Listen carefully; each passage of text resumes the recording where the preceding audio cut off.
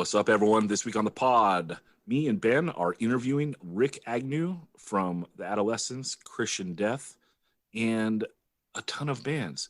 It's a great interview, so stay tuned for that. But Ben, you had a big article come out, I believe it was last Thursday, is that correct? Yeah, on pleasekillme.com. The article is about the thing I've been blabbing about on this podcast for quite a while, the interim genre between punk and hardcore, kind of the bands that you don't know whether to put in the punk bucket or the hardcore bucket because they fell between. So I call it 1.5. You can call it whatever the fuck you want, but it ain't the Sex Pistols and it ain't Negative Approach, if you feel me. And Rikk Agnew is definitely sort of the patron saint of that sound. It's a very California dominated genre, and the Adolescents Blue album being sort of the apex of it all, and DI for that matter as well. So it's kind of like that middle genre where, you know, if you're a 77 LA punk going to the Masque, you'd be like, oh, that's hardcore. But if you're, like you said, like in a Negative Approach or whatever, you would listen to it and be like, that's punk, you know? So right. It's that weird middle thing, and you're trying to like hash it out. So the first drop went up on Thursday at pleasekillme.com. And that's right. Right. Yeah. And there's gonna be 2 more drops. So that's part 1. There's gonna be part 2. There's gonna be part 3. And we'll do a discussion on it that we're gonna try to line up with the third one. So we can hash it out with Bedge and also with Daniel Wiseman, who's the other author. And so check that out. Please support the podcast by subscribing to it wherever you listen to it. Also, you can just go to the website 185milessouth.com. It's got all our links if you want to follow us on social media and so forth. And also smash that Patreon button. Help out the pod. You know what to do. But let's get on with the pod.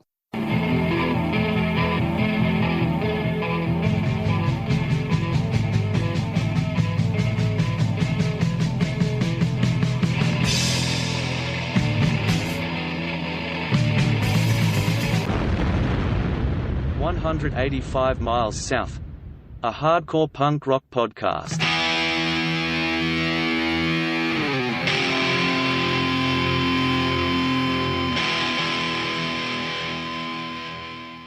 What's up, everyone? This week on the pod, we have Rikk Agnew from the Adolescents, Christian Death, DI, and basically every band in Southern California history. What's up, Rikk?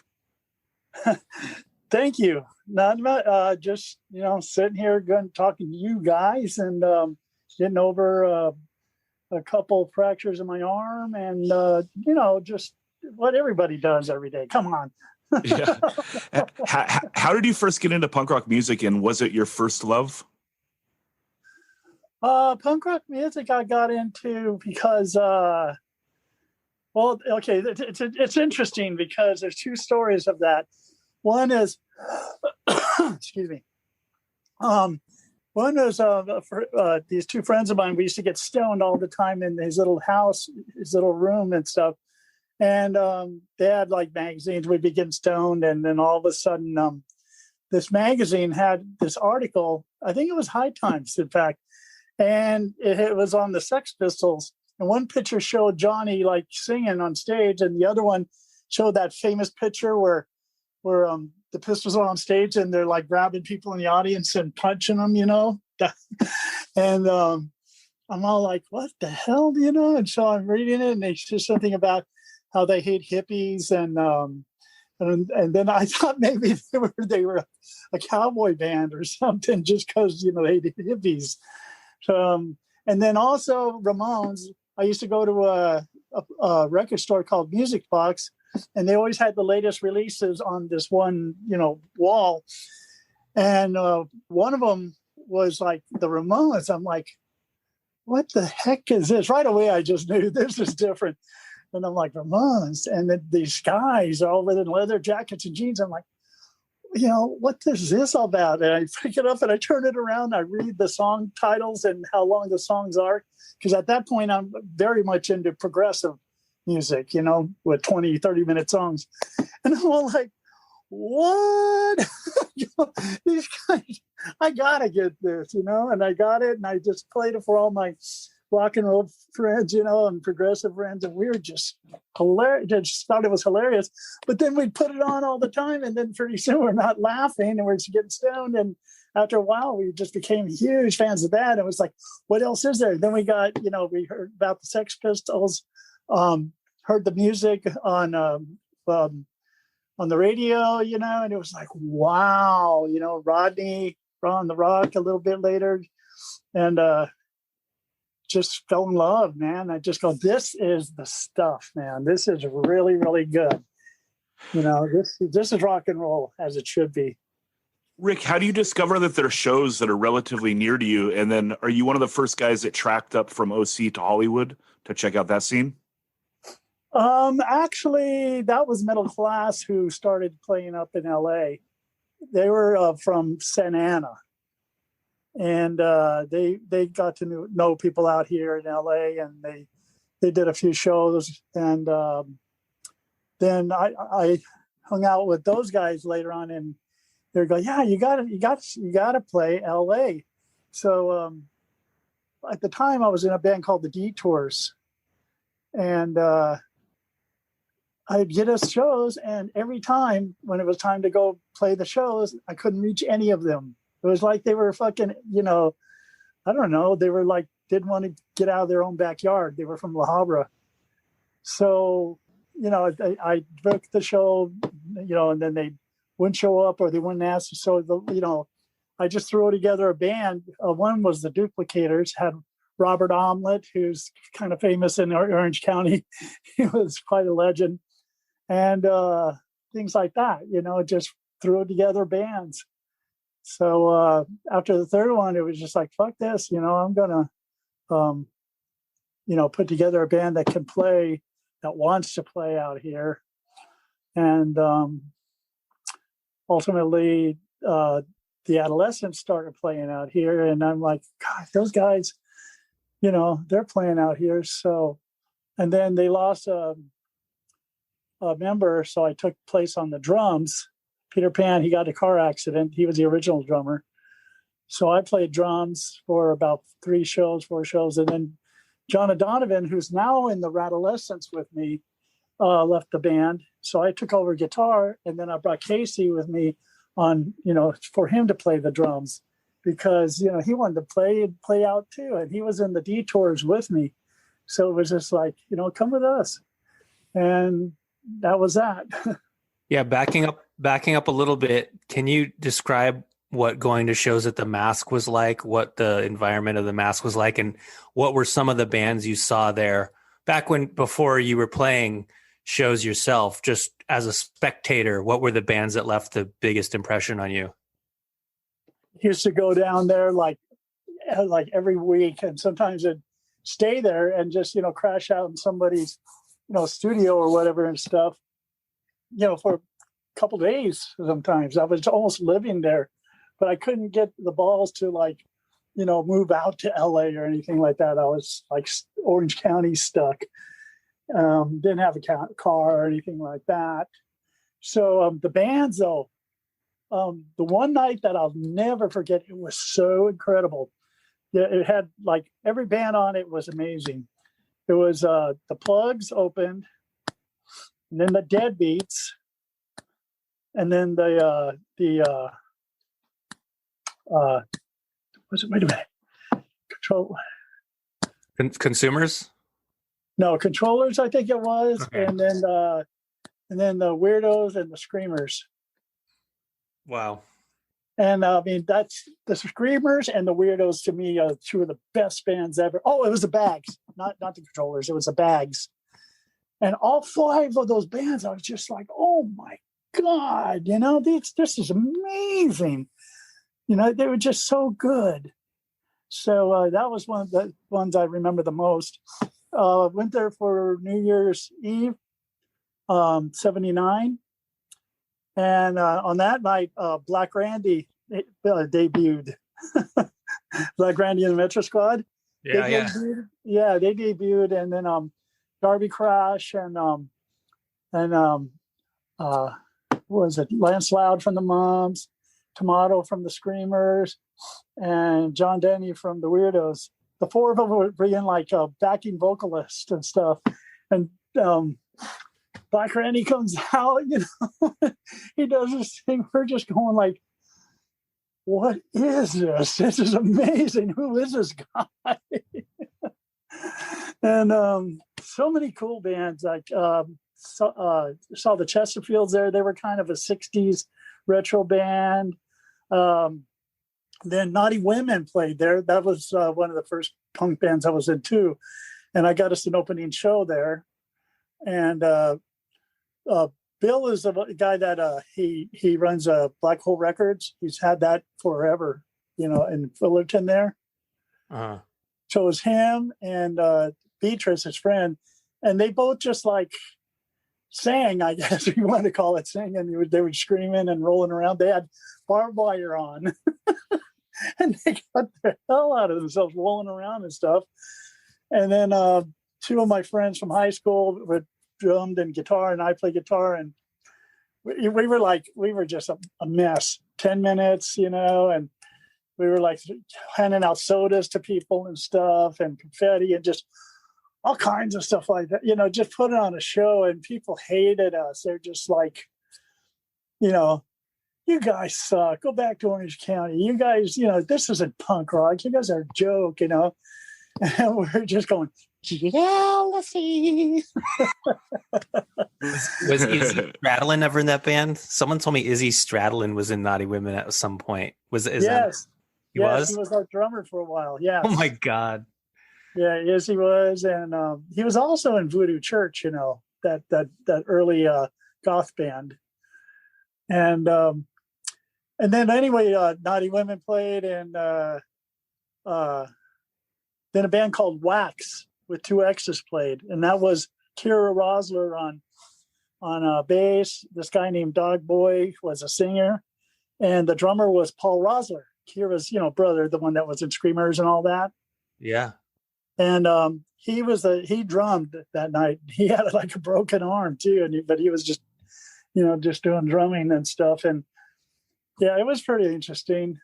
There are a handful of bands that are in that 77 to 78 era that seem to kind of point to the direction that maybe the Adolescents and your generation of bands kind of took the reins or the lead from. Maybe I'm overstating their importance, but it seems like, and these bands were not from Hollywood, but the Consumers from Arizona, F-Word. One of the best bands ever. I saw their first show at the Masque. We were just like, jaw dropped, just like, oh my God, these guys are good. They were so good.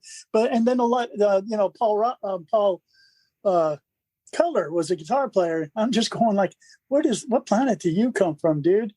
And a lot of those songs ended up being 45 Grave songs. Right. But it's just weird that they record this thing in 77 that doesn't come out until 95, a whole album actually. And it sounds like 1980 suburban hardcore. Like it doesn't sound like it's from 77. It's like they got into a time machine and went back in time and like made this album. It's insane. But there's like a few bands like that, like F-Word from Covina is another one. Did you? Yeah, they were great. I saw them one of the first times they played is at the Masque, and we just thought they were great because Rick is like, look, he doesn't wear shoes. Right. That was funny, and he was a really nice guy too. He was very cool. Him and Jeanette from Concrete Blonde, and myself and my brother Frank, we were going to start a band with Rick. But then right when we were going to get it going, that's when he got the cancer. Oh, okay. So you're talking about late 90s, early 2000 era with Rick. This was, I guess it was. I'm not totally sure. I can't remember. Yeah, it was about 89, 90. Yeah. Okay. And then the other couple of bands I wanted to ask you about is the Germs and Black Flag. Did they have an impact on the music that you made at all? I mean, all these bands did, and then it's but the Germs were kind of like the quote unquote joke band because they like really were horrible and couldn't play when they first started playing. And I mean, listen to that single "Sex Boy," the flip side of Forming, that single. Yep. And it was just all over the place. What really improved them a lot was when they got Don Bowles on drums. Because he is just he's still a monster on drums. I love that guy, man. He's amazing. And but they were fun to watch. I mean, they were just full on just true punk rock, and Pat Smear. I mean, he's amazing. To go from the Germs to like Nirvana to the Foo Fighters, it's like, whoa.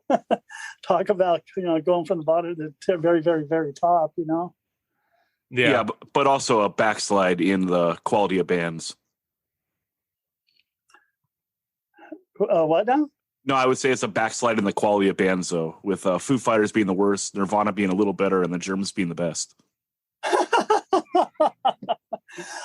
To be honest with you, I like every band and I like every, music style, genre, whatever you want to call it. I always find good and stuff. I'm not that's why I would never make a good critic, I would never be a good reviewer or anything because I always just have great things to say about, I always see the positive. Just Pat was amazing anyway. So, well, Rick, we have to punish everyone with this question that was around to see it. Who was the best Black Flag singer? First of all, did you see all four singers? You did. Yes, I did. I did. I saw all four singers. And you know what? I'm never really good at just answering, like you said, about the three bands Pat was in. It's like they all had good stuff. And they every one of them had their flaws, but they all had good things. And I always concentrate on the good things. The Black Flag, my favorite Black Flag era was when they had Dez singing. Okay. Wow. Listen to the stuff they did with Dez on vocals, like that single, that 3-song single, and it's just, to me, it was just like, whoa, it's sonic, especially when we played with them up in Frisco with Adolescents and they played, and it was just like when they did that song, that when it goes, I've heard it before, I think it's called. Yep. And it was just like they built it slowly up, and they were so loud, and it didn't help that we were on LSD too, and we're on the side of the stage, and it was just, I felt like a fucking, jet was taken off, from the stage or something. It was so perfect, and it kept going and going and going, and then all of a sudden, it just exploded into the, I heard it before, and everybody it was like the place almost exploded, and that's what I loved about Black Flag. So cool. And with Keith, that's obvious. He was, the first singer, and he was really, really good. And he was fun. He was a little bit more humorous and stuff. And then Chavo, or whatever you want to call him, he was really good too. He filled in very well and stuff, as you could see in Decline movie. He was good. And then you had Dez, and then you had Henry. And Henry was great. I mean, it was like, fuck, what's up with this dude, I liked his band, SOA. I liked him in that band best, State of Alert. It was a band he would sing out there. But I've basically liked everything Henry's done. And it's been a while since I talked to him, but we would chat a lot together and stuff. And he's the coolest, nicest, kindest, almost quiet, reserved kind of dude. It's like Jekyll and Hyde, him on stage and then off stage. Wow. Yeah. And Rick, go ahead. Go ahead. No, Sorry. go ahead. No, Yeah, I'm done. Can you talk a little bit about how punk spread throughout OC and how that scene was different than the Hollywood scene? Basically, before any punk, well, there was Naughty Women, was the very first one. And we would just, I'd play drums and the two singer guys, they had bought new guitars, like really expensive ones and amps, and they didn't know how to play.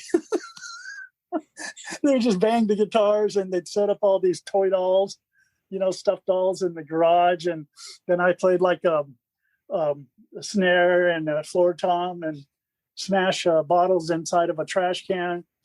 And that's what we were. But then it got to be where, you had that band, The Mechanics. I don't know if you've ever heard of them, The Mechanics. Yeah. Yeah, the early Mechanics. It was, but I tell people later on, and they go, "Oh, you mean Mike and the Mechanics, that offshoot from Genesis?" No. This band is like 5 guys. Their drummer Sandy is still playing. He plays in Agent Orange now. He played in Adolescents for a while too, and everything and stuff. Monster drummer, still one of my favorite drummers ever. Scott, the singer, used to just like go wild on stage and stuff. And then he had to go to prison for killing somebody, but then it was like, it was basically he had to do it. It was self-defense, and without getting into the whole thing, when he got out, 7 years later, I've always wanted to be in a band with him. So I called him up and I go, "Dude, I know it's a little early in the game, but you want to start a band?" And he's all, "Sure." And I go, "What should we call it?" And he's all, "Poop." I go, "Why?" And he goes, "Why not?" I go, "Okay." I remember Poop. Yeah. Yeah. That's more like in the 2000s though. But going back to like the late 70s, what are your memories of going to shows at the Fleetwood and the Cuckoo's Nest, and what was it like? Because people talk about the violence in OC a lot, and how punk kids were violent.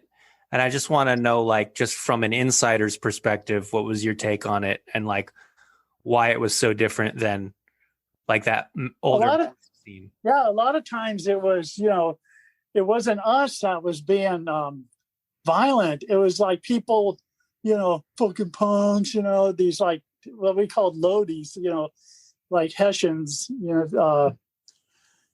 excuse me, your rock and roller fan kind of guys, and they couldn't stand that we were having a good time, I guess. And they would wait outside the Fleetwood. They would like have like about 50 people out there, and then when the show was over and everything and stuff, they'd start chasing us and everything and trying to beat the shit out of us. And they also, this one girl, they cut her from her lip to her ear and stuff, and just, I mean, it was really radical, but then right away after a few things like that, it was like, no, we're not going to take this shit, So we come out and they try, do it again, and we were ready, Back then you could get into shows with, guns, knives, if there wasn't any of this checking, searching stuff. So we'd bring those, and then, as soon as those guys would come along, would be pointing pistols at them and have a knife out and just start chasing them, and throwing bottles and rocks and whatever it took. They were just like, "Oh shit," And this went on, and after a while, but and then once we kind of got a little respect and got those assholes out off of us, then it became the cops. Like those famous pictures you see, where the cops are all marching down, or they'd come to a show and they would just like come in and just start bashing people. They break up a show and then they chase everybody. And I mean, kids were like crying because these cops were chasing them and swinging at them, and they were crying, running to their cars, trying to get in their car, trying to take off. And the cops would just be smashing their windows in, pulling them out, and just beating them and stuff, So I never had the fortune to do that because I was smart. I would like either hide under a car, or we made it to our car and we just lay down and wait for the fracas to stop, you know. Why do you think the police were so aggressive towards punks? To be honest with you, I think that they partially feared us. They read it was because of the press, you know, the newspapers made us out to be like these criminals, you know, just horrible criminals. And mind you, like especially in HB in the earlier days, I mean, yeah, you know, we weren't exactly, you know, good boys and girls or anything like that, but nothing to merit that kind of like reaction. It was like, come on. So it was just, you know, it was just a hot time, you know. It's just like, I guess we were like a friend of mine that was in a band called Berlin, Arfie.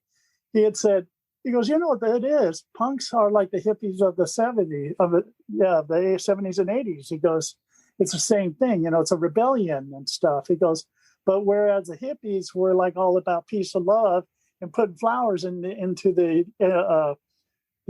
military police's guns,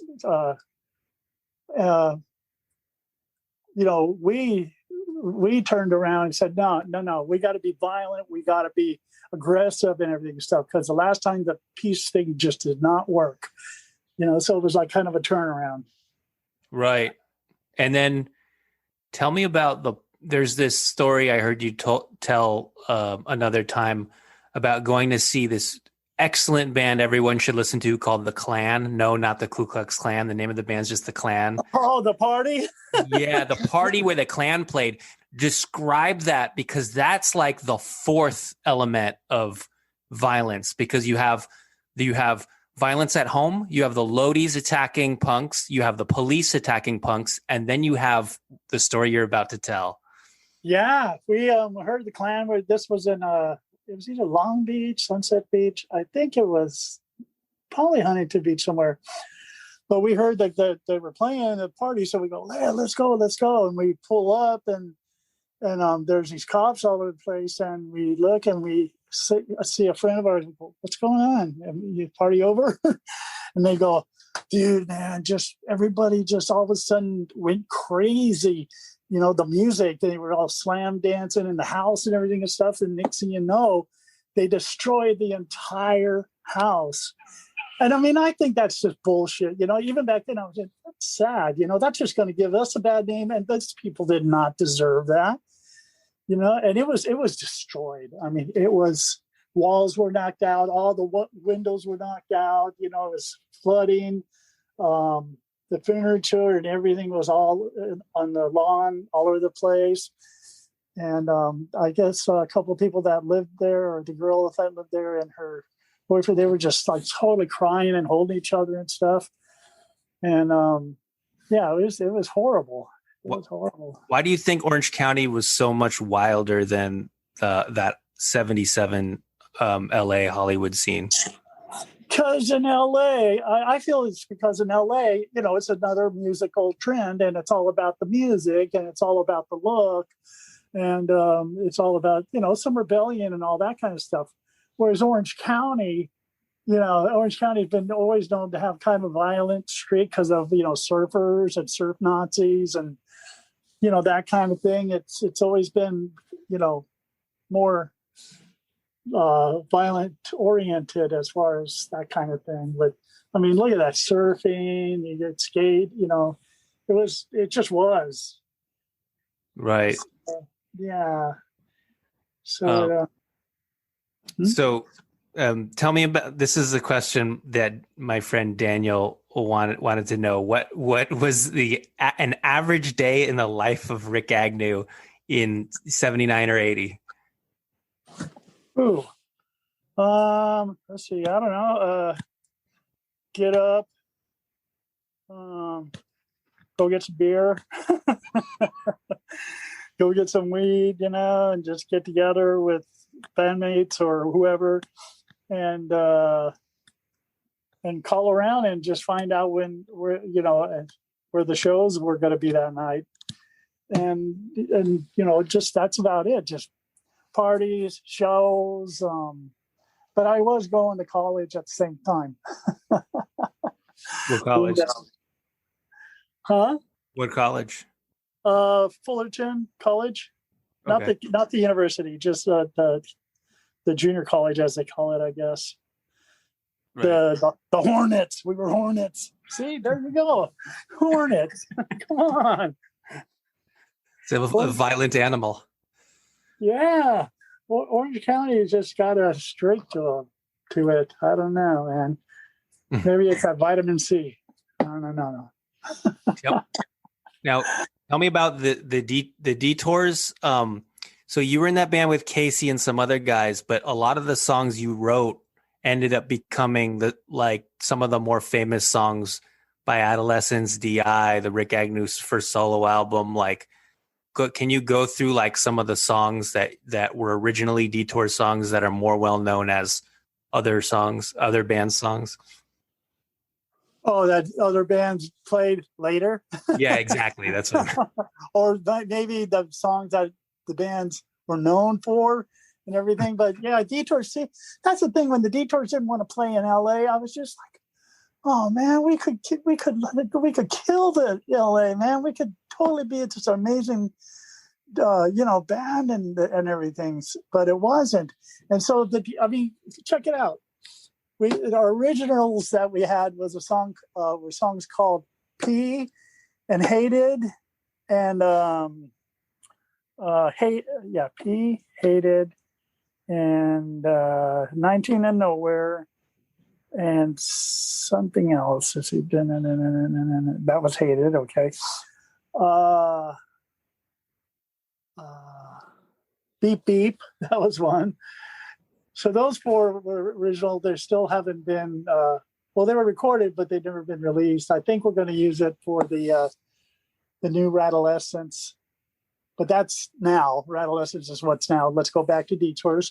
Let's see. Everything from we were working on, but never played live, Tis of the Black Hole, OC Life, Falling Out,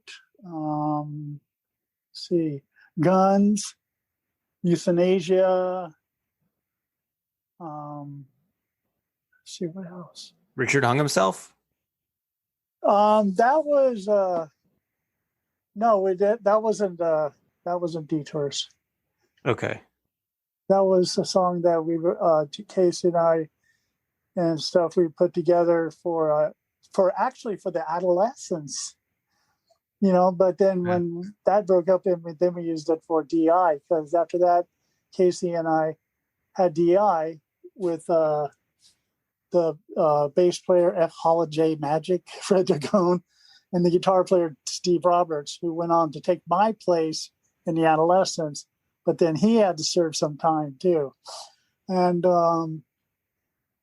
let's see. So that was what Richard hung himself back then. And what about No Way? Was that okay? Huh? Was No Way a Detour song? Yes. Or Creatures? Creatures was. No Way was. What was the one DI went to? See, there was keep them in sounds like that. I'll let you know. Definitely. My head is just so fucking, you know what I mean? There's so much TMI.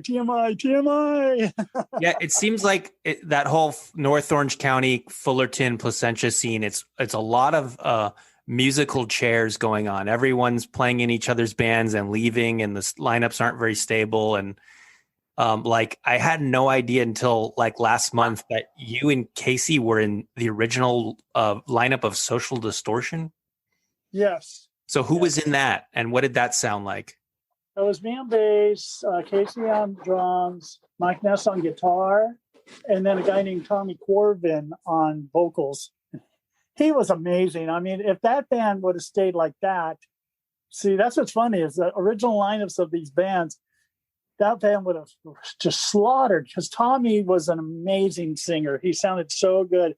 And we did covers of things like, we covered Shattered by Rolling Stones, and couple other covers. I forgot which ones now, but a lot of the stuff that was on Mommy's Little Monster later, we did those songs, but they were called something different and they had different lyrics. Mm-hmm. So, did you write any songs that ended up getting recorded by Social Distortion? No. Okay. No. That's Mike Ness. Mike Ness wrote all those songs, or? Well, not Mike. I mean, you got Mike. You had, Dennis later on and stuff. And some of the songs, we wrote, but then I guess, Mike would change the lyrics. And so he had the riff and the words, smart. Right. But it was a great, I thought that band was really going to go somewhere. And they did, but without us. Rick, you talked a little bit about the Kids in the Black Hole. What do you remember about writing that song and what the process was like? Did you do it on guitar? And then also, you wrote it with the Detours. Are there any tapes of the Detours playing that song? I don't know, and I'm not too familiar, but we had a lot of tapes, but then they got lost. Singer Gordon somehow lost them. But later on, we were doing the Detour reunions, and we had a few songs that we were going to do that we wrote, but we only recorded and did two of them. One was called Cop Song, and one was called Killing Machine. Those are really, really, really good songs, but they ended up on compilations, about 10, 15 years ago, something like that. Excuse me. And the rest of the songs got kind of transposed and transformed into songs for this band that my brother Alfie and Sean Elliott, they were both, doing the Detour reunions with us. It was like those two guys and me on guitars. Then the original, the bass player, Jeff Bean, singer Gordon from the original Detours. And then we've had a couple different people play drums, like Stevie Dirt from Heavy Dirt, and John, who was in DI, John Knight. So, but going back to the song "Kids of the Black Hole," tell us. I mean, what was that song about? That describes a real vivid portrait of a specific time and place. Yeah, it was all about the black hole, which was the apartment that was it was a one-bedroom apartment. It was right across from Ladera Vista Junior High School on Acacia and between Chapman and Commonwealth in Fullerton there. Mm-hmm. And that's where it all went down for about a good 6 months. I mean, there'd be people there every night, every day, just partying and like what the song said, just having just outrageous parties and doing acid, drinking, sex and stuff. And it was pretty cool. That's where Mike Ness cut his finger really bad. And that's why he can't play with the one finger. So he does kind of like that Keith Richards chording and stuff. Because he took this knife, he was all drunk, pissed off, and he took this butcher knife and he went to stab it through the wall, but he hit a beam, stud. And when he did, oh God, I saw it, and it just every time I think about it, it hurts. And he just boom like that, and when he did it, it stuck, and then his hand just kept going and sliced all the way through, and stuff. He had to have his finger, done, and he had to have this thing put through his finger to keep it on there. But it permanently damaged him, but not enough to where he can have his own style. Well, what's the finger on his left hand? Which one is it? The index. Okay. Yeah. I've never done that before. Wow. Yeah. So when was the black hole happening? Do you remember the year? Yeah, so it's from the beginning till probably towards the end of 1979. Okay. And bands got together and formed or whatever, you know what I mean? The people met each other there. The Detours would go and hang there a lot. Agent Orange would go there and hang, a lot.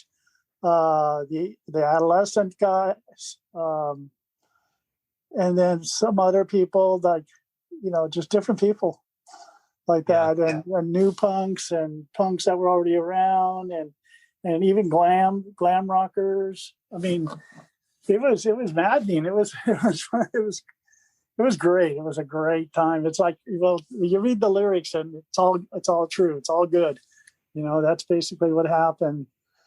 And by the time it was almost done and almost over, I mean, people were going over there and just yanking the cabinets off the walls and smashing them. Our fish aquarium there had tons of like trash, and the fish were dead and everything.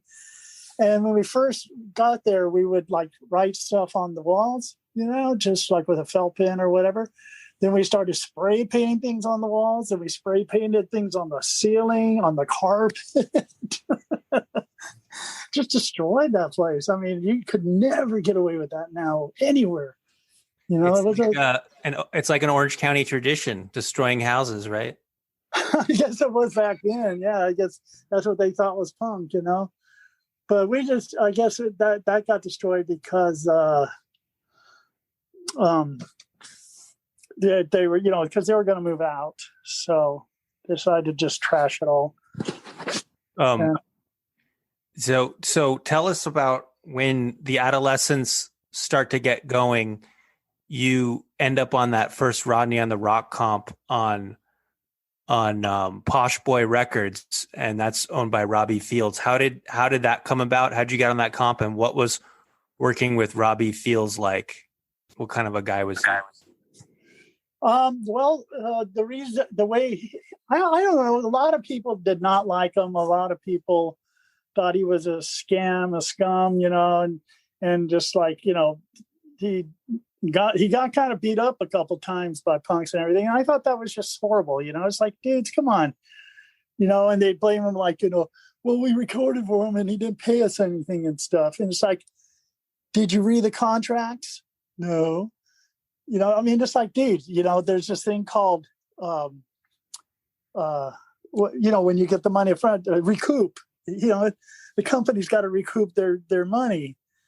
And that's got to come first. Then you get your percentage of the record and stuff. And Posh has always, I still call him Posh.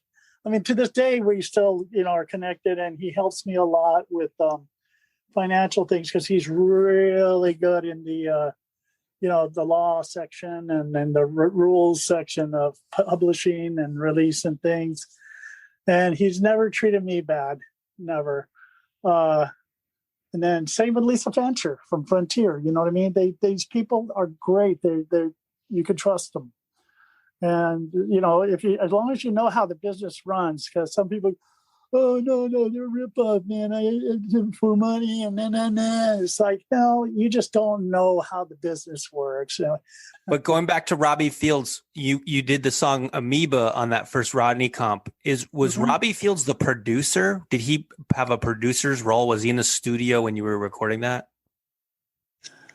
I don't remember. I think he was, though. I'm pretty sure he was. And he was there and stuff. I mean, we just go in, bang it out. I mean, for Adolescents, we were good at what we did, and we could just, one take, boom, boom, boom, boom, and that was good enough. It's like, yeah. So that brings us to Frontier and Lisa. How did you end up on Frontier? And then also, if you can remember anything about recording the Blue album.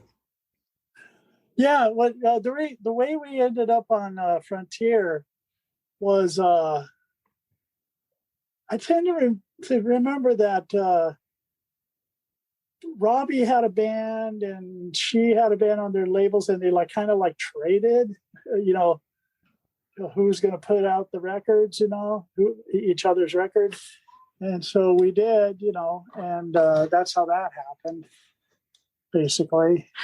And what was the other questions? About recording the Blue album. Like, do you remember actually being in the studio recording it? And I know Tom Wilson was the engineer and Mike Patton from Middle Class was the producer. If you could explain like the different, like what those two guys' roles were in recording that record. Mike Patton was producer because that's what Tony Adolescent wanted. But I wanted Mike Patton to produce it, and I want him to get 10%. And otherwise, I'm not going to do it. You know, Tony just had a way about, you know, had to have his way and everything and stuff. He kind of reminded me of like, you know, a sassy Kurt Cobain type of person. You know, just had to have his way, and you know. But whatever, you know, that's all fucking water under the bridge. And we obviously allowed it, but Mike did help a lot. He was, you know, he cared and wanted to make sure it sounded good. But I remember when we went there the first day and we got in there, and my brother Frank, you know, was in there and stuff. And Tony came in, and Tony got the fire extinguisher. It's one of those kind with the, you know, the chemicals, you know, smoke or whatever. Yeah. Those chemical ones. Right. And all of a sudden he just goes, Frank. And Frank turns around and he just blasted him right in the face with it. Wow. You know?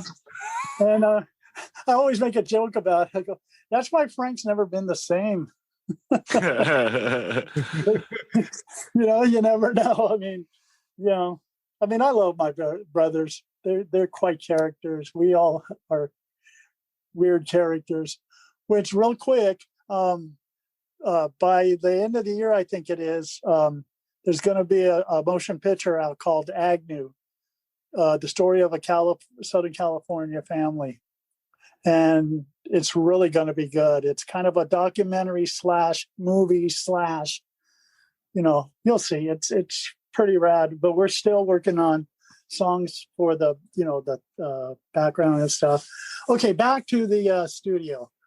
Yeah, that happened, and then, you know, then we found out that Casey found out that they had a vending machine in there, and it had like grape, Coca-Cola, this, that, and then one that didn't have nothing.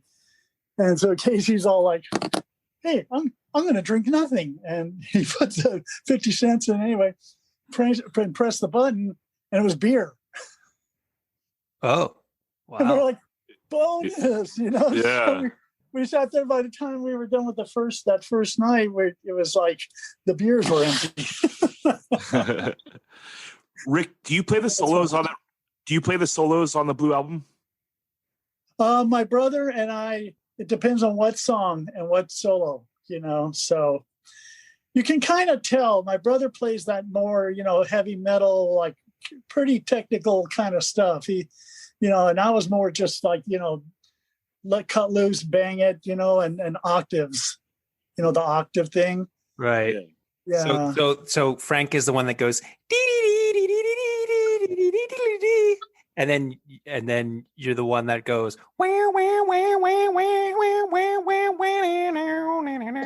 come on, man, that sounds the same. That does not describe it at all. Give me a song and tell me what one, and I'll tell you. Well, I'm talking about Amoeba. And Amoeba, there's that solo that goes. Oh, Amoeba, he does the first one that you hear. I do the last one. Okay. And like No Way, he does the very first one. I do the second one. You know, let's see, any other ones? Amoeba, you know, I got the Amoeba already. Yeah. Okay. Well, the second solo in Amoeba is the greatest solo in the history of punk rock. No. Thank you. I mean, so you can just rest your hat on that one and feel good about it. I clearly remember you playing that solo at the Palladium in 1992, and you put your hand over the neck of the guitar, you know, overhand style, when you're bending the notes. I love doing that. I got that idea to do that from another one of my total guitar heroes. He is so great. Is Sicky from the Mentors. Yep. Yeah, Sicky or Eric, I guess is his name, and I would go and watch the Mentors, and we loved the Mentors. We'd sit there and watch Sicky play, and just go like, "Oh my God, this guy's all over the place!" And to do the tap, he'd do it over the neck, tap the notes and stuff, and then he'd do it like with both hands, like he's playing a piano, but on the guitar. I'm like, geez, this guy's amazing. And later, when I got to meet him and everything and stuff, and he's all like, yeah, Rick, I was, at one time he called me and asked if I could like show him some stuff on guitar. I start laughing, and he goes, oh, no, I'm serious. And I go, I know, that's why I'm laughing, because, dude, I mean, worship. Worship, that's just so weird, Yeah. It's like when I joined the Flesh Eaters for a bit there, and we had me and Eva O were the guitar players, and then Crystal from the not Crystal, the other girl that was playing bass for Speed Queens, she was the bass player, but they didn't want her for whatever reason, so they got Cliff Roman from the Weirdos. Yep. And because Cliff Martinez was the drummer. And so they go, yeah, Cliff's going to be the bass player now. So go in this little room on the side over here and show him the songs. Okay. And I go, oh, okay. And so I'm sitting there facing him, and I'm like, in the chair, and he's like looking at me like he's ready, like, okay, what do I do? And I just go, and I just hold my head, and I just go, no. And he goes, oh, I'm sorry. And I go, no, you don't realize, the Weirdos are my gods. You guys are my gods to me, man. And you especially were just amazing. And this is just really surreal that I'm showing you songs, and it's just trippy. So that was that's the magic of punk, is like if a band came along 2 or 3 years earlier, they're like they're like gods to you, even though in the grand scheme of things, it's what's 2 or 3 years, right? But that's a huge deal. Like those are the people you look up to because they came first. Without the Weirdos, there'd be no. Weirdos, Mechanics, and and the Damned. Those three bands right there. They're just the best. Be all. They're gods to me. They always will be. And that it's because of them how I learned my chops. So yeah. It's kind of cool. Is that where the octaves come from? Where do the octaves come from? The octaves came from the Mechanics. Okay. Yeah, that came from the Mechanics, and he got it from, and I got both him and myself got it from Cheap Trick, early Cheap Trick. Yep. Another great band that oh my God. And then Mitch Ryder. He would do some of those octave kind of things, Yeah, I think Cheap Trick gets it from Gary Glitter. I hear that in their music. Oh, and Gary Glitter too. Yeah, like Rock and Roll Part 2. Right. Oh yeah, and DI covers that song. Wow, it all comes full circle. Yes, it does. Rick, there's a rumor, the back cover photos on the Blue album that Glennie Freeman took, that each of you guys are on a different drug. Is that true or not? No, but we were all Hare Krishnas. No, I'm just kidding. Yeah, those pictures were taken in the alley behind the what was that place called then? It's over there by it's on Hollywood Boulevard. It's now like there's a big Food for Less there and stuff like that.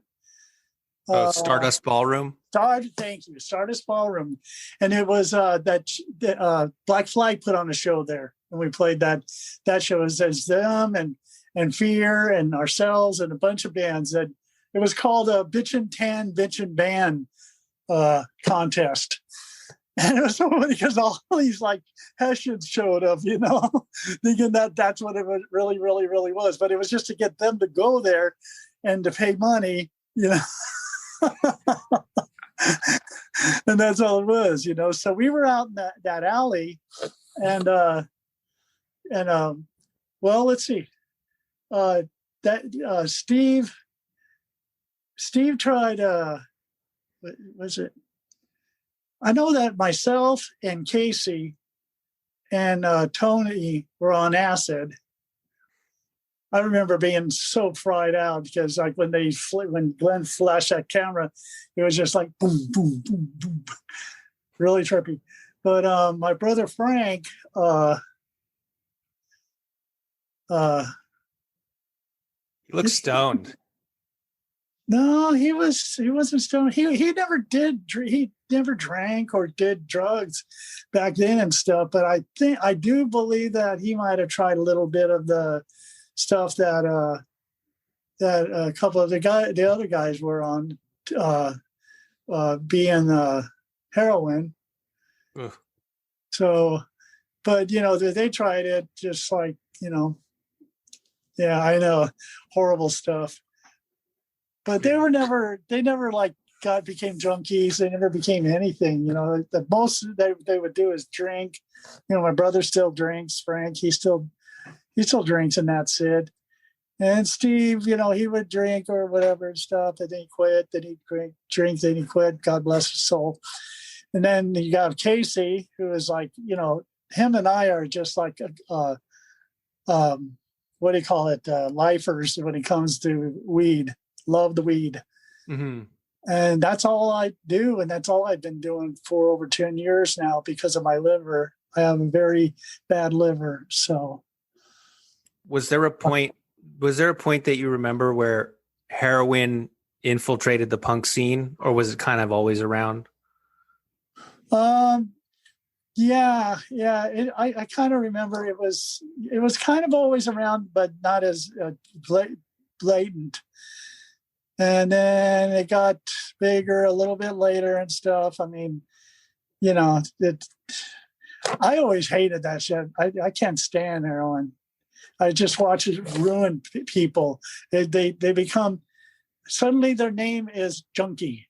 They have no personality. They have no whatever. It just kills them. You know what I mean? And they're just junkie.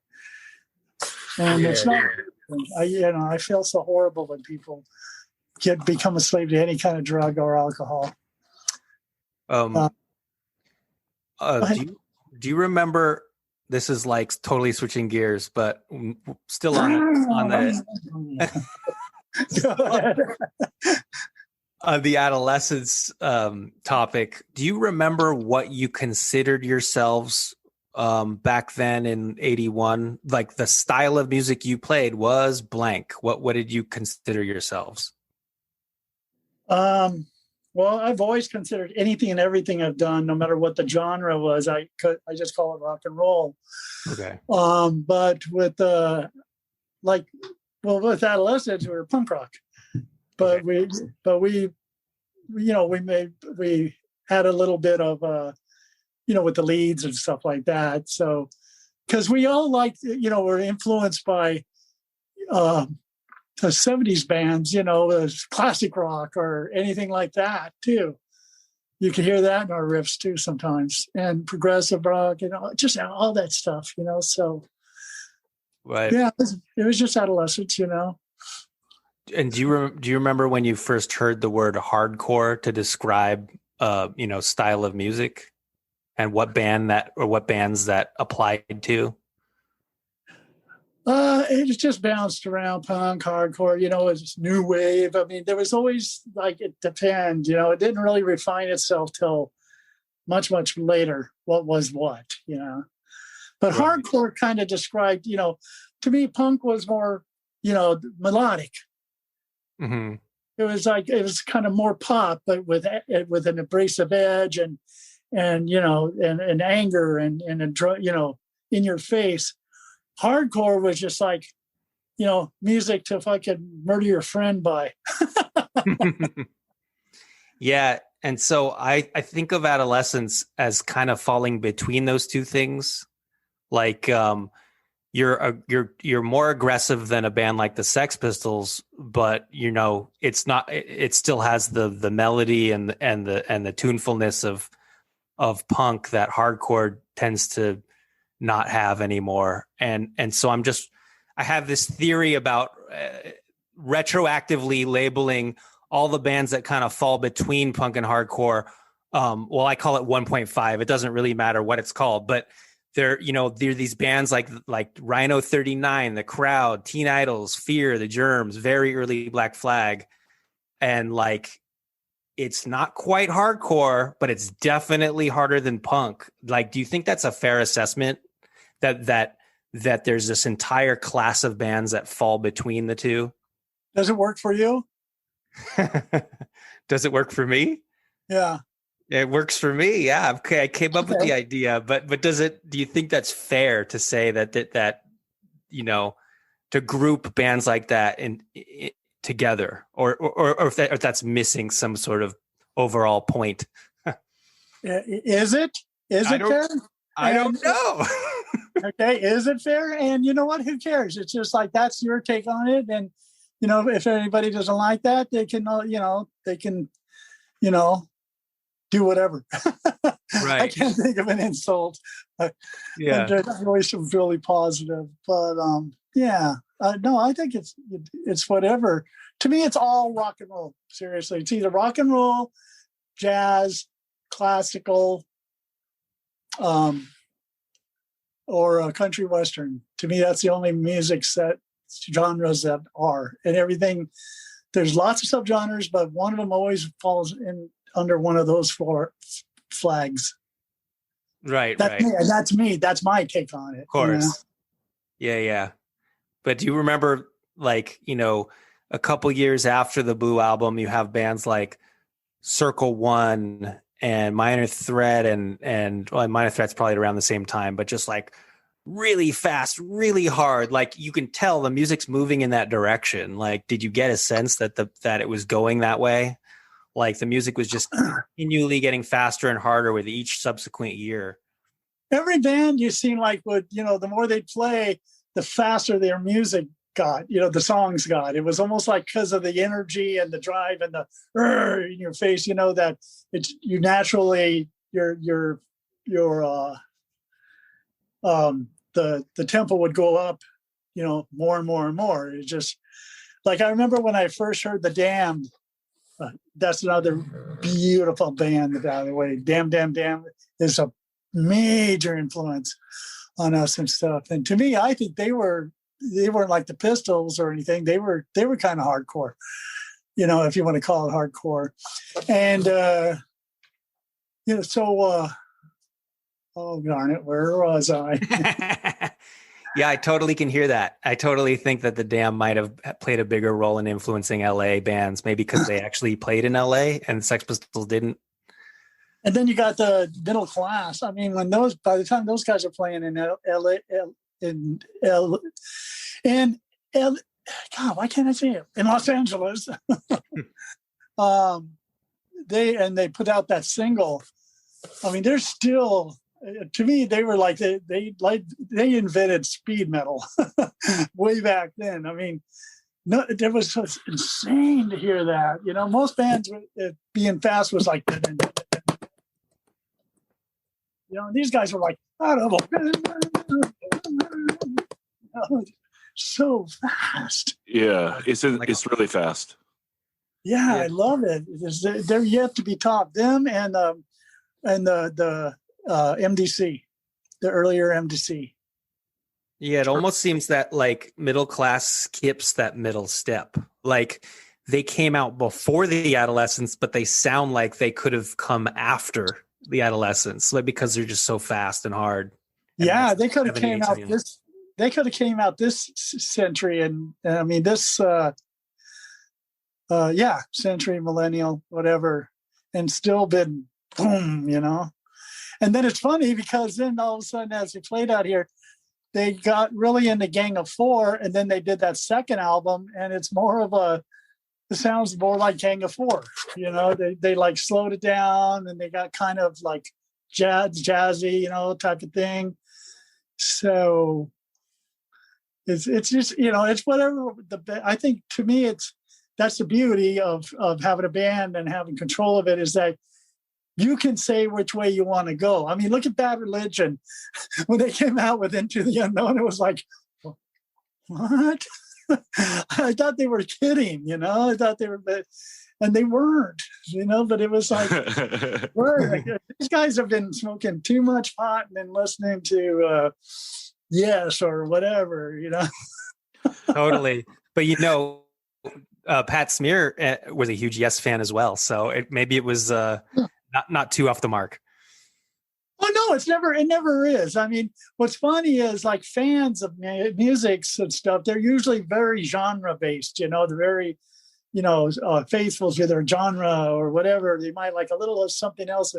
But most bands and band people, we usually like pretty much everything. I mean, we went to a party when Darby was living with Donaria. This was like, we went there with a couple of the guys from the Mechanics. It was 78, I think, or something like that. And we went to their apartment, and we're just hanging out, you know, getting high, drinking, you know. And then we started looking through their record collection, and they had like almost every Zeppelin album. They had like all this, you know, classic rock stuff. And they, you know, it was common. Yeah. It seems like there was this peer pressure within punk to sort of throw away the past and start over and disavow anything that predates punk. And it's just like, everyone kept those records. Everyone was a fan of shit that came before punk. Like, quit lying to yourself, right? Exactly. Okay. It's like, don't be afraid, you know. Then they'll feel like I'm a poser. That P word, poser, because punks don't listen to Led Zeppelin. It's like, well, yeah, well, you ever heard of the song Communication Breakdown? That's punk to me. Totally. Yeah. Rick, can you talk about leaving the Adolescents, and what does it feel like to walk away from like a project that you created something so timeless? Like, you know, the Blue Album is like a classic, right? So how does it feel to like leave that and then, I guess, just walk away from it, leave it behind? Leaving was never in the Adolescents. No, just dun. Let me get back on track. Well, I basically didn't have a choice. I was let go. I've been in the band 4 different times, and all 4 different times, for one reason or another, I was let go. And usually Casey was right behind me, you know, like whether it was a week later or, you know, 4 or 5 months later, he eventually would get the boot too. So whose band was it? Like, who was the leader, if there was a leader? Well, the person that seemed like had to be appeased and that kind of called the shots, you know, the veto or whatever you want to call it, it was Tony. Uh-huh. You know, because then he could be really difficult. You know, he's a very stubborn man, and he likes to get what he wants and all that kind of stuff. I mean, I still love the guy. I don't think he loves me anymore. He hasn't loved me for a long time, but I wish he'd just, you know, just bury the hatchet, whatever it is that's up your ass, dude. Come on. Wow. You know, it's like, so I just leave it alone. I don't, you know, I can't be bothered. Yeah, it seems like he's had a hard life. I mean, I've seen him speak in front of people before at Bergamot Station about his father was, you know, a shell-shocked war veteran who would try to, you know, attack his family, and they'd hide in a garage. Just horrible stories like that. And it's like, can't imagine what that would do to someone at such a young age. Do you get the vibe, like when you were in a band with him, he was probably only like 16 when you joined the Adolescents? Like, what kind of a kid was he back then?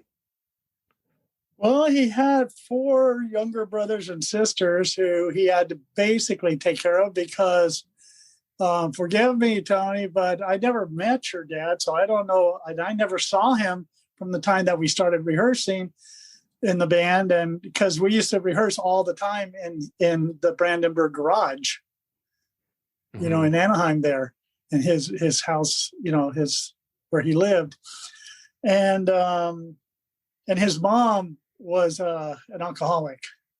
She would just go bar hopping all the time.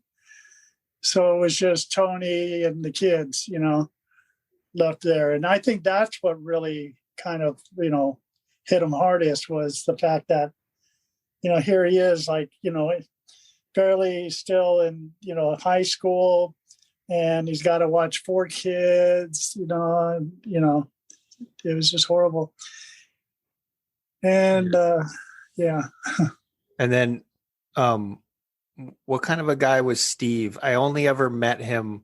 I've been in the same room as him so many times, and I feel really bad that I'd never had like a real conversation with him because he seems like he was a nice guy. So can you talk a little bit about Steve Soto? Yeah, God bless his, rest his soul, man. God, that hurt. That hurt when it happened. It still kind of makes me a little verklempt. But wonderful guy. We had so much fun. We, you know, on tours and everything and stuff. We just, you know, cracking up and everything. It was just, you know, beautiful. It was kind of like the opposite of being with Tony.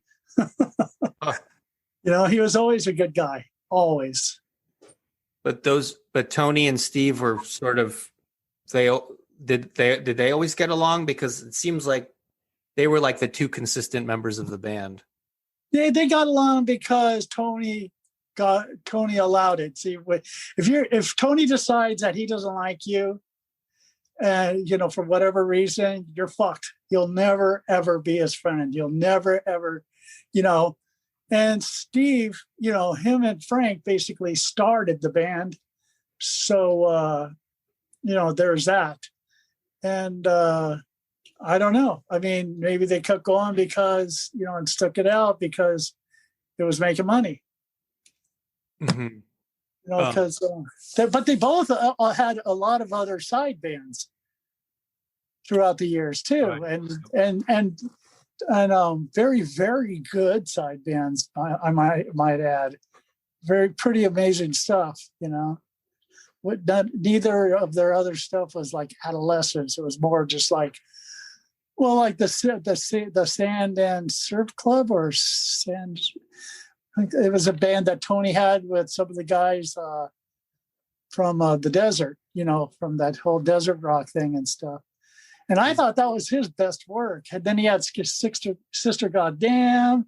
He had the other band like that. I forgot what they were called. Flower Leopards. Abandoned.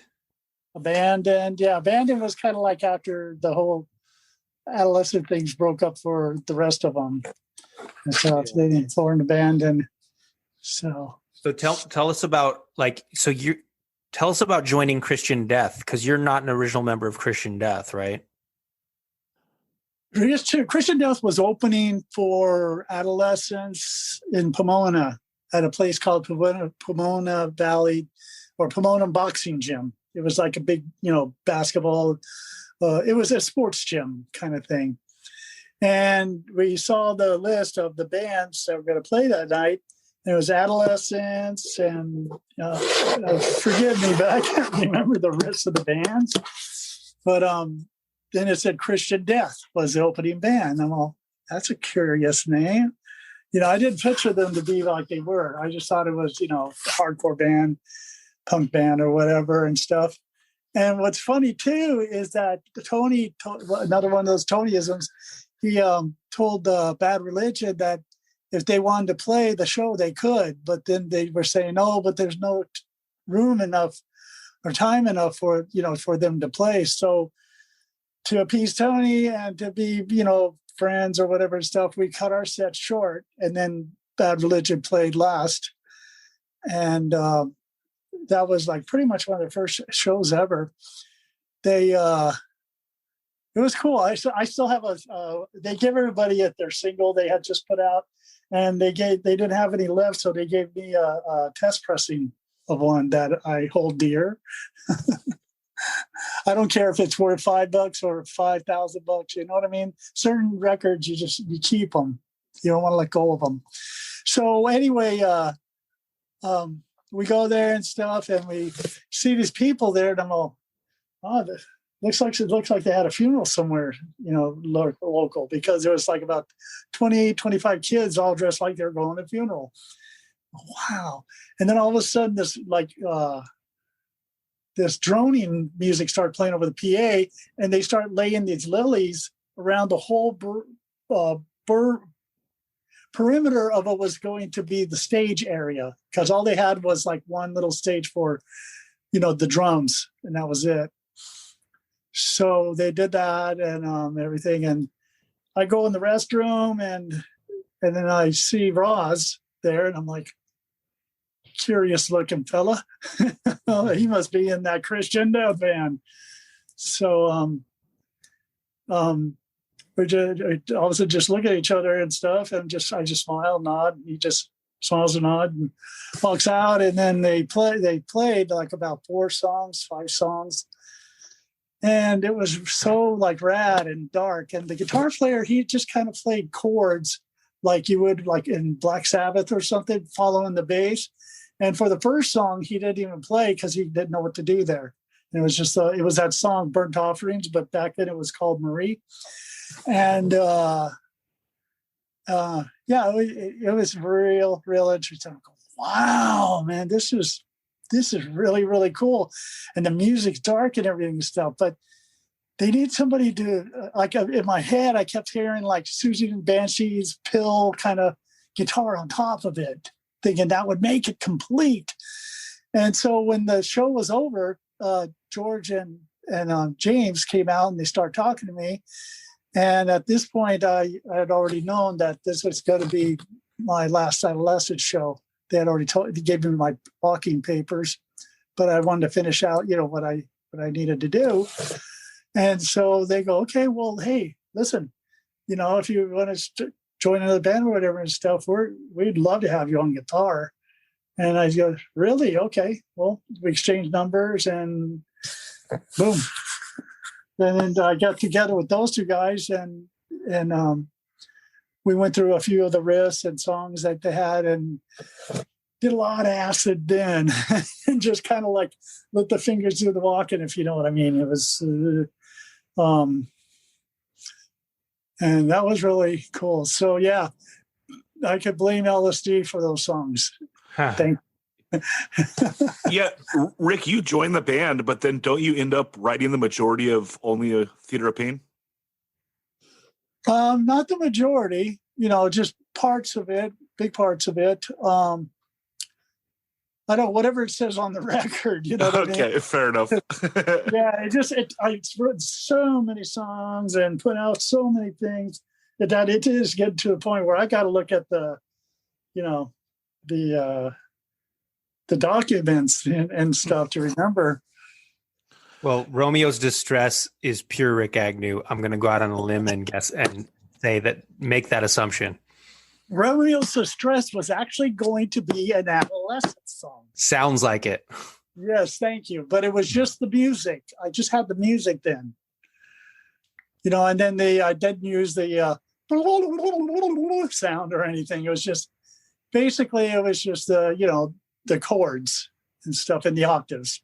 Mm-hmm. And didn't have a complete, finished construction of it or anything, and no lyrics, of course.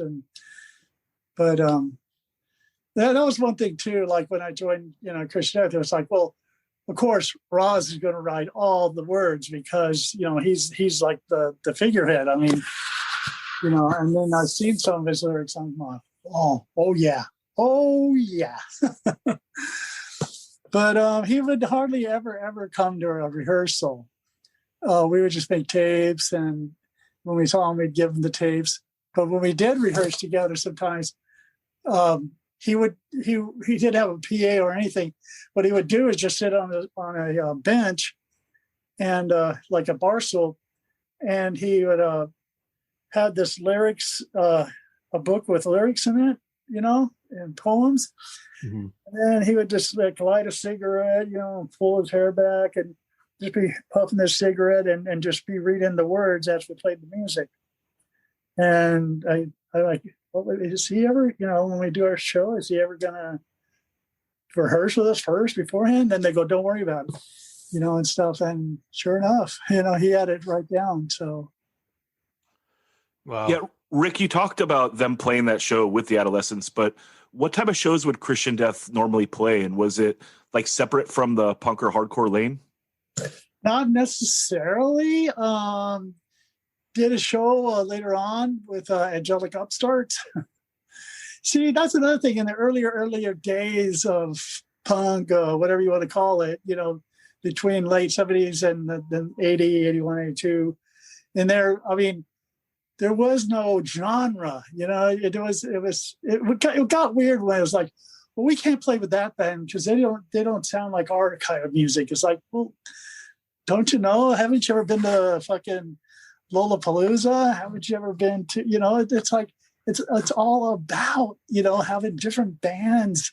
That way, people could go to a show and get the, various experiences, and widen their love for music. But when some of these bands would be like, well, they're not hardcore, so we can't play with hardcore because we're hardcore.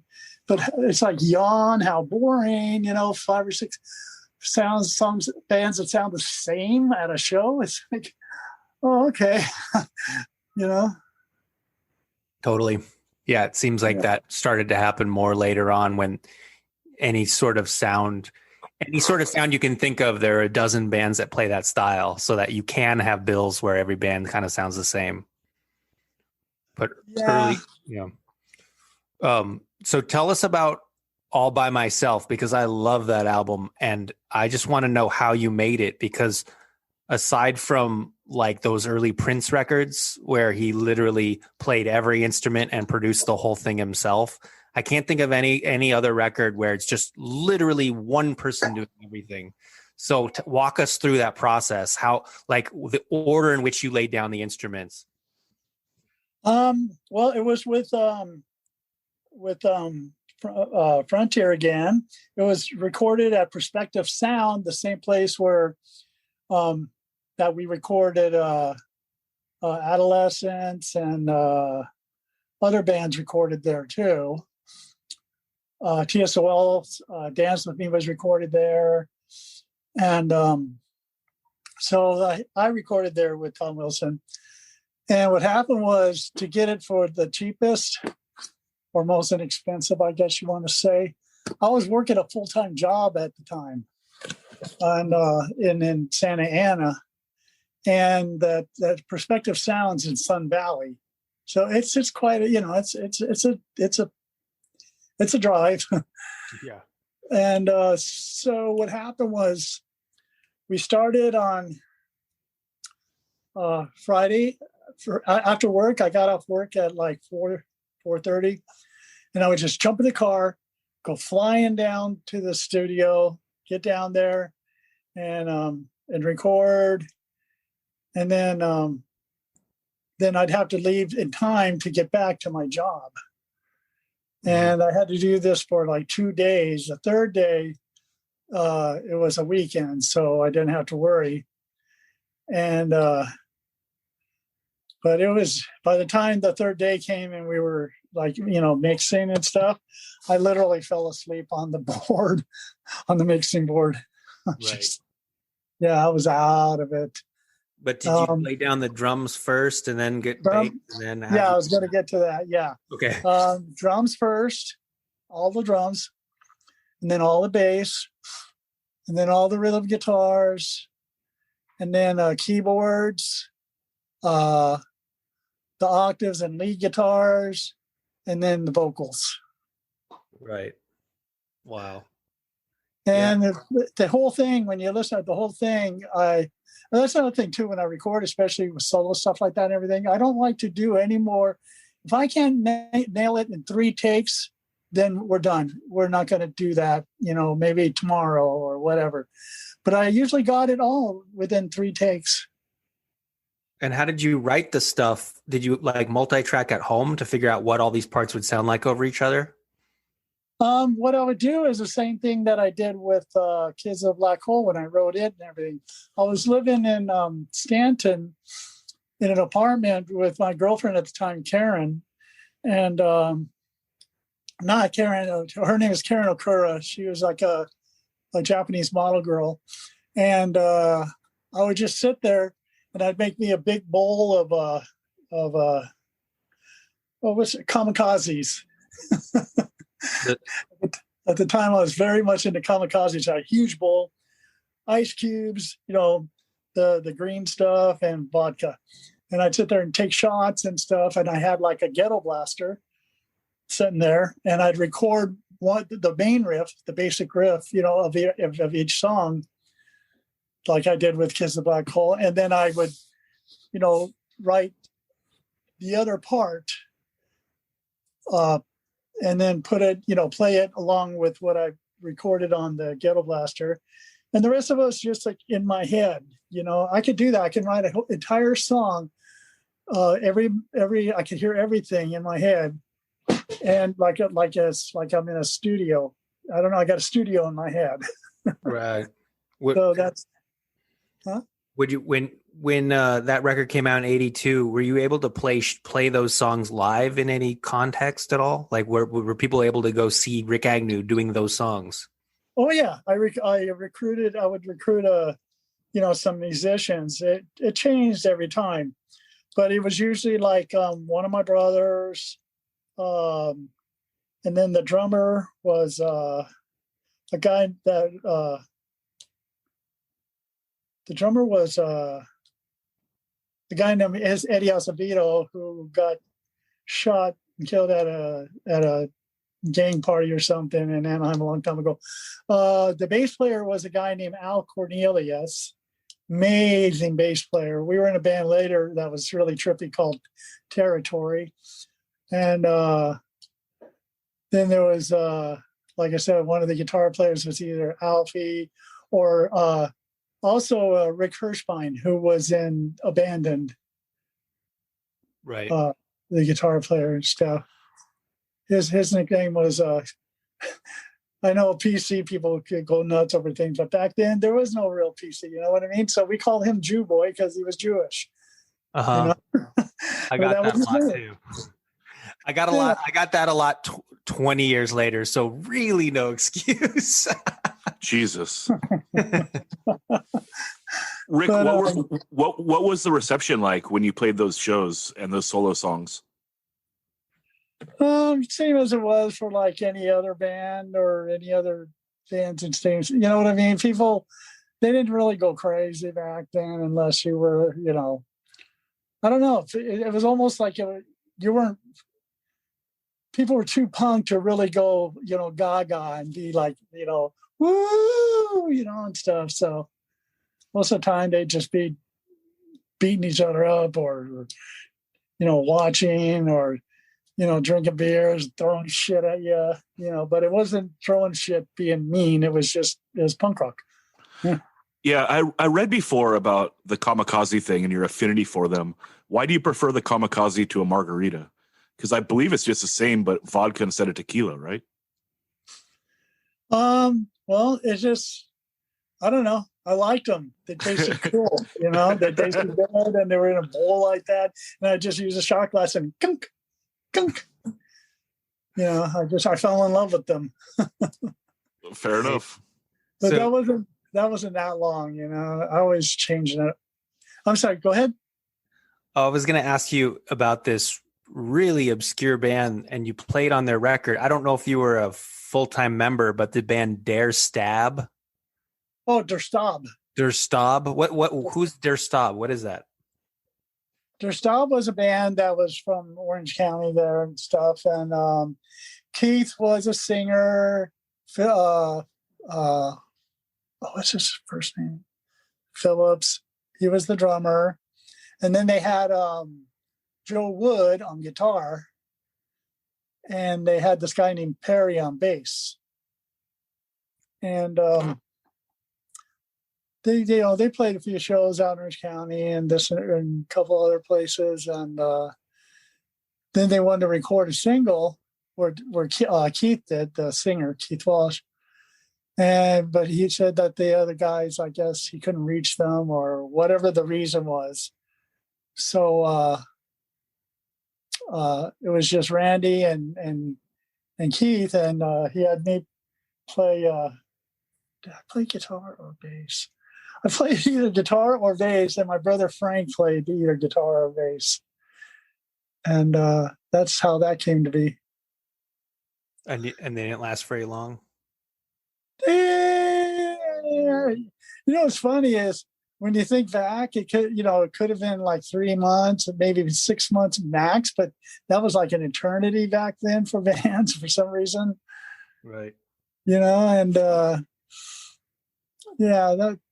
So that was towards the end of when they were together. It was just the two of them, Randy Phillips and Keith Walsh. Rikk, the Adolescents get back together in '86, and you play some of those huge Fenders ballroom shows. What are some of your memories on playing Fenders? I loved Fenders. It was fun. It just packed out. I mean, it was like that first reunion show we did. It was crazy. We never usually made, like more than 1,000 at the most with other bands.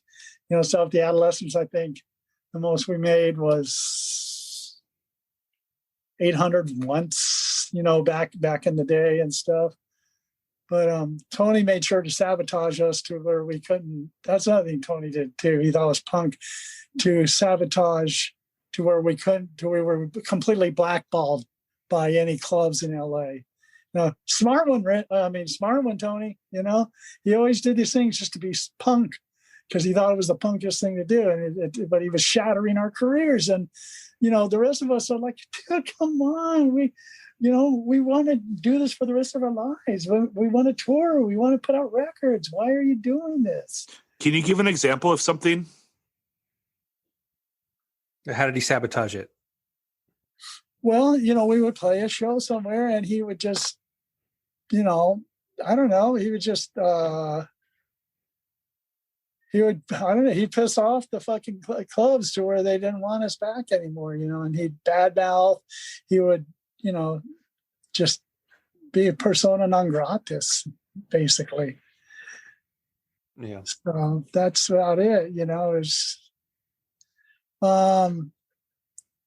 and then what else? What else would you like to know? Well, just talking about Fenders a little bit. Like you play with some notable bands of the era. Like you play with like Uniform Choice. What is your thought of them? Because this is like a newer band coming up and like a completely different style. Like, what's your thought on like this new scene?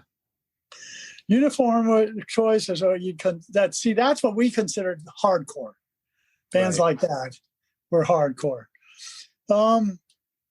I thought they were just nutty. They were crazy, but nice guys, really nice guys. But man, they were just, they got their people to just really go crazy and rile it up. And then 7 Seconds was like that back then too. And Fenders were everybody be jumping up on stage and stuff, and they'd make what I would call these domes, human domes. They went up trying to sing in the microphones and stuff, and they'd be crawling all over each other. You couldn't even see the players anymore. Right. Singing along was a big deal, huh? Yeah. And finally, Kevin Seconds, he was just like, after a while, he's just like, will you get the fuck off the stage? We can't even play. We can't even sing. What are you doing? It just got too much. We also played with Cro-Mags there. Mm-hmm. Oh, wait, was that? No, that was DI. Well, regardless, what was that like? That was very, very interesting. That was very cool. They were interesting people and stuff. Bad Brains. Mm-hmm. Played with the Bad Brains, a lot. We did like part of a tour with them. We played with them there. And to me, they're one of the best bands ever, period. Punk or otherwise, And I mean, when you listen to recordings and you hear them and you're just like, damn, yeah, good luck trying to repeat that on stage. And sure enough, man, when we played with them at the Metro in Chicago, those guys were getting stoned the entire time, and they were getting us stoned. And by the time we went on, the Adolescents went on, we could barely play. We were just like, we did okay, but we were so stoned we couldn't even think straight. And those guys are on the side of the stage, and they're just kind of looking at it, kind of cracking up. And they just kept smoking. And then when they got up there, they just shredded. They were perfect. It's just not fair. It's just not fair. That's what I was going to say. I was going to be like, that's not fair. I got to learn to do that. Everyone says the same thing about the Bad Brains. Anyone who saw the Bad Brains in the 80s says, like, they don't even have to think. They're just like, that's the best band ever. Like, bar none, end of discussion. Like, and it just makes me like think like, thanks, I was 5. Like, I'll never get to see that. Cool. Rub it in. No, not like it was. You'll never get to see it like it was, because unfortunately, HR, had some issues and stuff, and it just, he just kind of melted, Yeah. But it was sad because we love those guys, especially HR. Every time he'd see me, like when we toured and stuff, and then when we played with them at Fenders, like about a year or two later, I walk up to him on the street and I go, and I'm all, HR, and he's all, every time he see me, little brother, little brother, give me a big old hug and everything and stuff. And then I introduced him to my girlfriend, Linda Taylor, at the time. And he looks at her and just big old smile and grabs her arms and just like it spin in circles, It's really crack of. But, Rick, one last question on Fenders before we move on. Just can you juxtapose the scene at Fenders in like the 86 era versus like the early 80s? Like, how much has the scene changed? Is it bigger? Is it more violent, etc.? No, it was just as big as it ever was, and it wasn't any more violent or anything. I mean, a few violent things that happened at Fenders had nothing to do with the bands or the fans or anybody like that. What happened was this one time, these 3 gangster guys were walking down towards the front of it and stuff, and all of a sudden this car came by, and there was a lot of people in front, in line to get in. And this car comes by and starts like, firing guns out of there. And those 3 guys that were walking along, they had rifles and stuff and everything, and they got behind cars, and I mean, it was just like it's total, battle, and it was like fucking scary. It's like, oh shit. But that was about it that I can remember. I don't remember any death or, between the kids and the bands, and maybe just your typical fight now and then and stuff, but nothing major, They were just having too much of a good time that I remember. Were you and your bands always able to like kind of avoid the gang thing that happened in the 80s? Well, what happened was, I mean, we played a lot of shows in the mid-80s and stuff, which is when all the gang shit was happening. And it got, to a point where it's like, God dang it, man.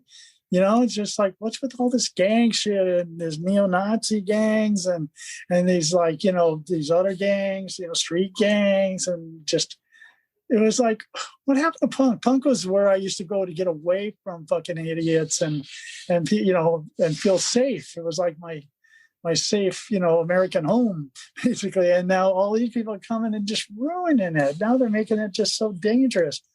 I almost got to a point where I was going to literally buy a gun and keep it with me when we played. And if I saw anything like that happening and stuff, I was just going to start shooting it above their heads, or into the ceiling, and get them to shut up and go, next time it's on you, or something. I forgot what it was, but I never did. I never brought the gun or anything, but I got mad until I almost wanted to. So Yeah, there was a shooting at an Adolescents show way later at the House of Blues. I don't know if you were in the band when that happened. Yes, I was. Yes, okay, I was. Tell that story. I totally forgot about that, and you made me remember.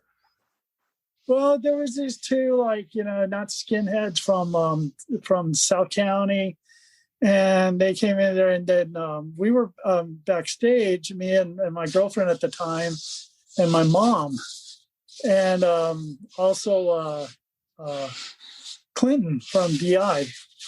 And he was, back then he would get so drunk, and that he could barely see straight. So we're sitting back there, and I'm trying to get away from people and everything, and it was just us, and those guys come in there, the two skinny guys, and one of them's just like, "Hey man, that's how you going?" And he grabs her and stuff, and starts dancing with her, and he said, "Hey dude, look what I'm doing with your girlfriend, huh? Look what I'm doing," and stuff. And I looked at her, and she looked at me, and she knew what I wanted to do. I had a bottle of beer in my hand. I was going to smash him over the head, and she just goes, "No," just said, "Don't do it." And she basically took care of it. She just, let him do his thing or whatever and stuff. But I was keeping an eye on my mom, because if anyone even started to mess with my mom, then yeah, they would have been slaughtered. But God bless her soul. I lost both my parents in the last 6 months or so. Sorry to hear that. Yeah, it happens. Yeah, and she was 91. My dad was 88. So hey, pretty long, fruitful lives. Whatever. Yeah. Like you said, there's going to be a movie out called Agnew, the story of a Southern California family, and that's going to be amazing. It's going to tell the whole story from beginning to end of everything, and it'll be good. So let's see, and then that happened, and finally they just kind of got bored, I guess, and left the room. But then they went into TSOL's room, which was the big, backstage room, and that's where they had the food for for the bands. And so went there and got some food and was going to talk to Jack and stuff. And they had a friend of theirs there. I forgot his name, and even if I remembered, I wouldn't say. But he was a friend of the, those guys of the TSOL, and he was a gangster. I don't know if he was a Blood or Crip, but he's this black guy, but he was cool. He liked punk, and he liked those guys. So he's there, and he's getting food from the deli thing there, and those two assholes came in there and started helping themselves. It was like, and they look at him, they go, "Hey, what are you doing in here, Nick?" Like that. "You don't belong in here, Nick." And I was like, I'm looking, going like, and he just kept calm and kept getting his food, but he's looking at them and he's looking over at me, and I just went like, oh man, I feel bad for these guys if they only knew, Right. And so later on, he who would not be named, because I don't know his name and whatever and stuff, he when after they did that and everything and stuff, and then they got on stage while TSO was playing, and they were on the side of the stage, and they're just making a ruckus, and stuff, and just being assholes still. So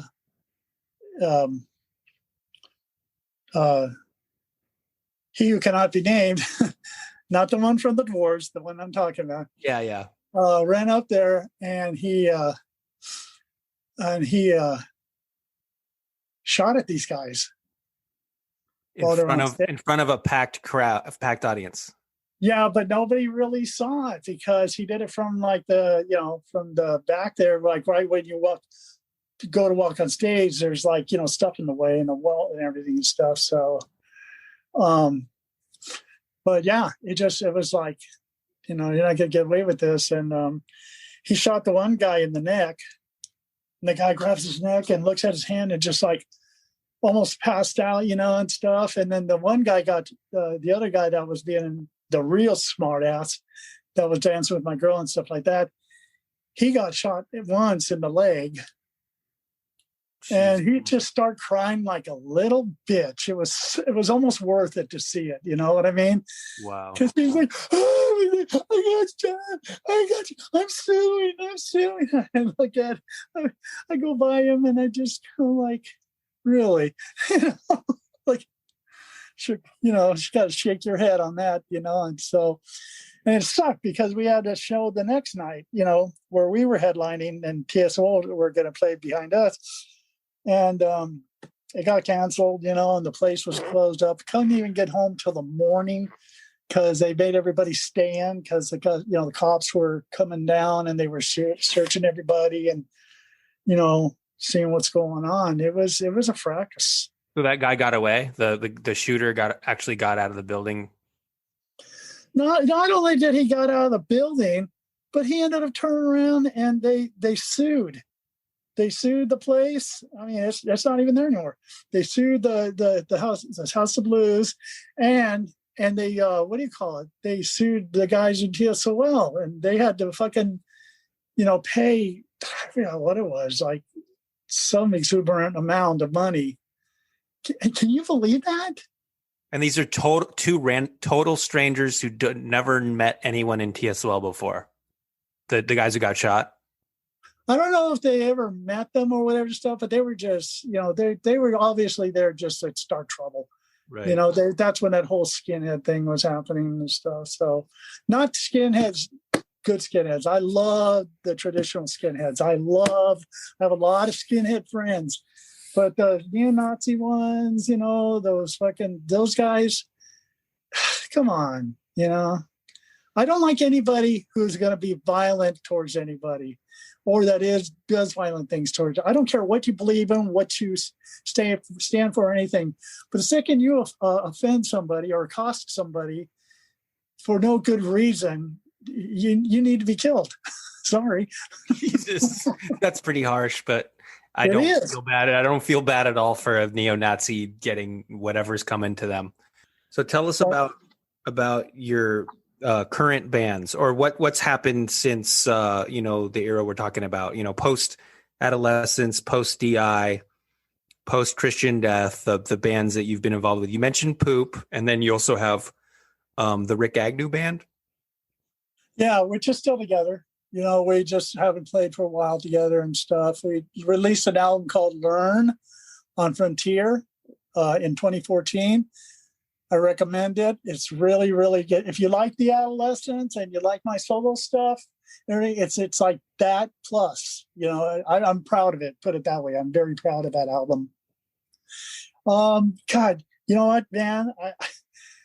I don't know where to start. And we could be here all night and the next morning. And I got to get going pretty quick here because it's totally fine. Thanks so much for your time, Rick. And is there a website or anything that someone could go to find all that stuff?